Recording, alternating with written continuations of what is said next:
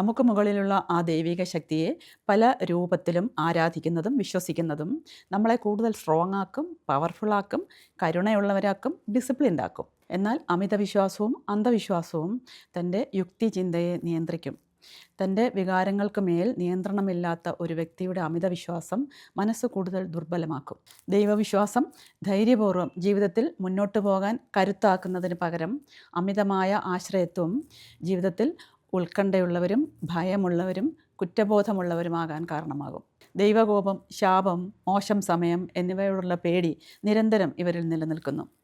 ജീവിതത്തിലുണ്ടാകുന്ന ചെറിയ മാറ്റങ്ങൾ പോലും വലിയ അസ്വസ്ഥതയ്ക്ക് കാരണമാകും. സ്വന്തം കഴിവിൽ ഒട്ടും വിശ്വാസമില്ലാതെ പ്രശ്നങ്ങൾ പരിഹരിക്കാൻ നിരന്തരമായി ബാഹ്യശക്തികളെ ആശ്രയിക്കുന്നത് ജീവിതത്തിൽ നിസ്സഹായത അനുഭവപ്പെടാൻ കാരണമാകും. സ്വന്തം വിശ്വാസത്തെ അന്ധമായി ആരാധിക്കുമ്പോൾ വ്യത്യസ്ത ആശയങ്ങളോടും ആളുകളോടും വെറുപ്പും അസഹിഷ്ണുതയും ഉണ്ടാകുന്നു. ഈ പേഴ്സണാലിറ്റി ഡിസോർഡർ തങ്ങളുടെ കുഞ്ഞുങ്ങളെ സ്വയം തീരുമാനമെടുക്കാൻ ഭയമുള്ളവരും സ്വന്തം കഴിവിൽ വിശ്വാസമില്ലാത്തവരും ആക്കിയേക്കാം. ദൈവം പുറത്തെവിടെയുമല്ല, നമ്മുടെ ഉള്ളിൽ തന്നെയാണ് എന്നുള്ളത് കൊണ്ട് തന്നെ ശരിയായ ദൈവവിശ്വാസം ആത്മവിശ്വാസം കൂട്ടും.